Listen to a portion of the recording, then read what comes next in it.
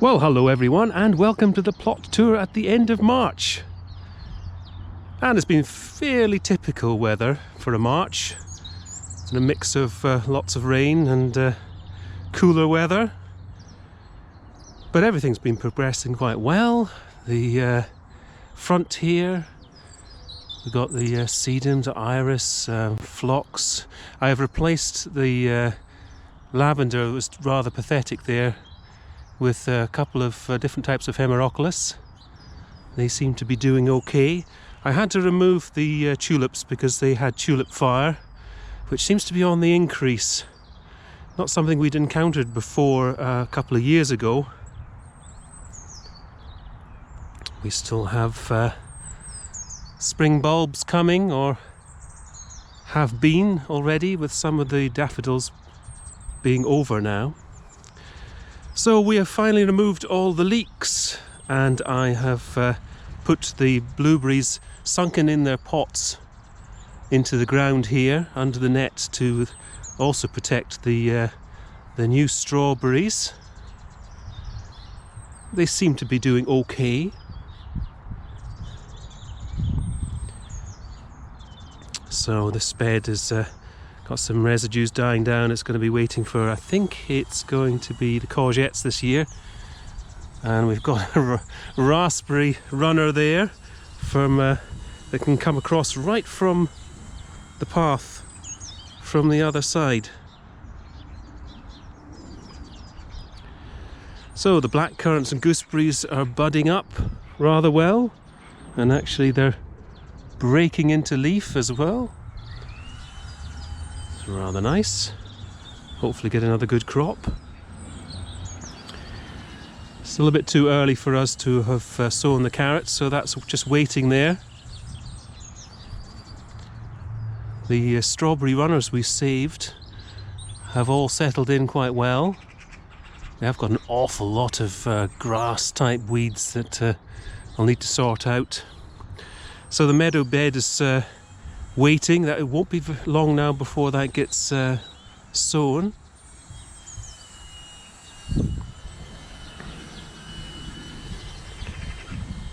So we've got a tip layer from the Waldo thornless blackberry that's just appearing there. That's a fallow bed. That's the crazy chicory bed with some beetroot that's going to be flowering in there as well.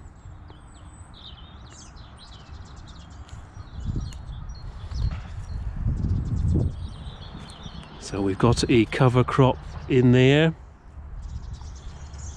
and we've got saved shallots doing rather well at the front here, and sort of a last minute thinking of putting in some onion sets in there, see how they do. One thing that's doing rather well is the garlic. It's finally decided that the weather and conditions suit it nicely. There's a cover crop in there. So we still have blossom on the peach. I suppose that's prolonging its opportunity to actually set fruit, but I don't think it will. It's coming round. Foxgloves are looking a bit tattered, but the snowdrops are finished. They've done their thing.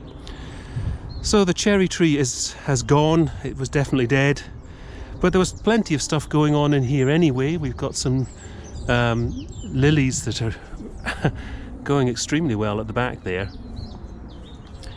But we've got an intersectional peony at home that could be divided in the autumn, and we might put a piece in there, and that's got dinner plate yellow flowers which will look lovely. There we go with the tulips. Still haven't come out yet there, but hopefully for the next month's tour.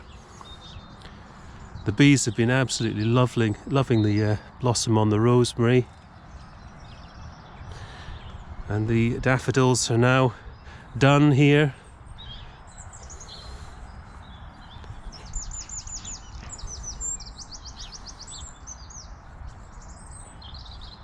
So we got this peony here, which is doing pretty well. That seems to be loving life. So I had to do some running repairs. A couple of brackets down here on the bottom step. The woodwork that I'd originally put in about 5-6 years ago, starting to rot and fail. I've done a bit of wood painting.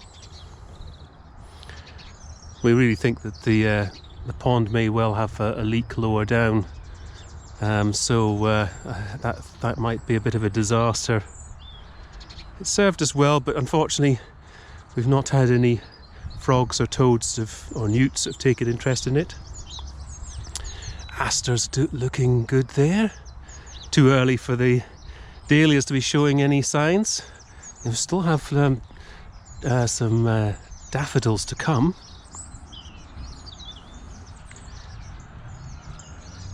So the rose, lots of new shoots on Gertrude Jekyll there. Clematis.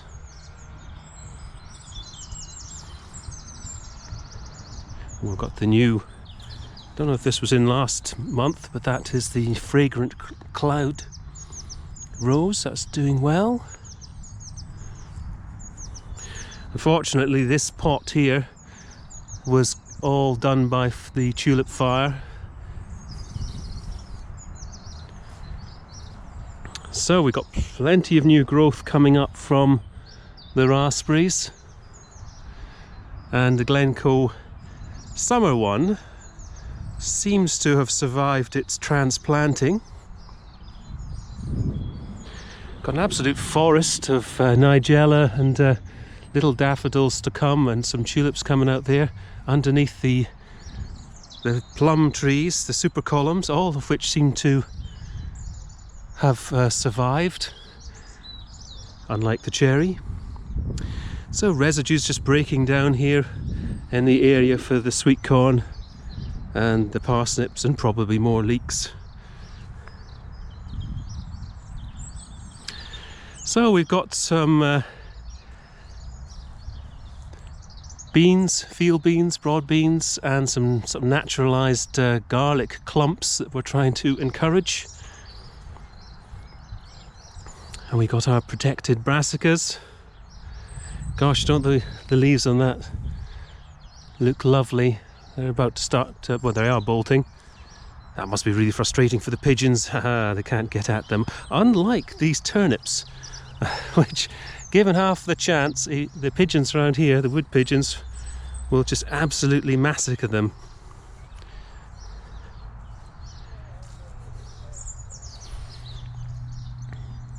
So the tulip display along here is quite good,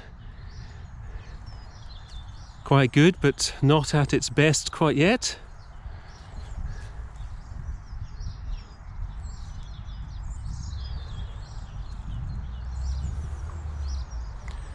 Plenty of blossom on the Victoria plum. And you can see that the alliums, the ornamental alliums, a lot of them have come up now, and they seem quite happy in amongst all the nigella. And Waldo in here, another one of the tip layers I took from the one on the bank, it seems to be loving it. The pear was worrying me. It's been quite slow compared to a lot of the pear trees I've seen on YouTube.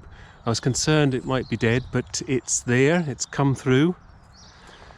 Damson, not a great display of blossom, which is a shame because it's on its last warning. We really would like to have some fruit from it eventually. Golden Celebration Rose, it's looking quite happy right now. No signs of, I don't even want to say black spot. Oh goodness, no, maybe there is a bit there.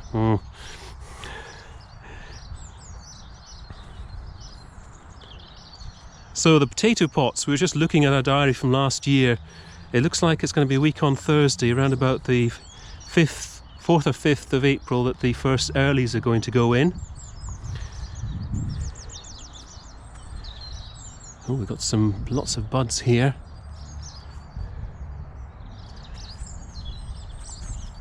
Just remind myself of the name of this one. Ah, it's Merton Nave.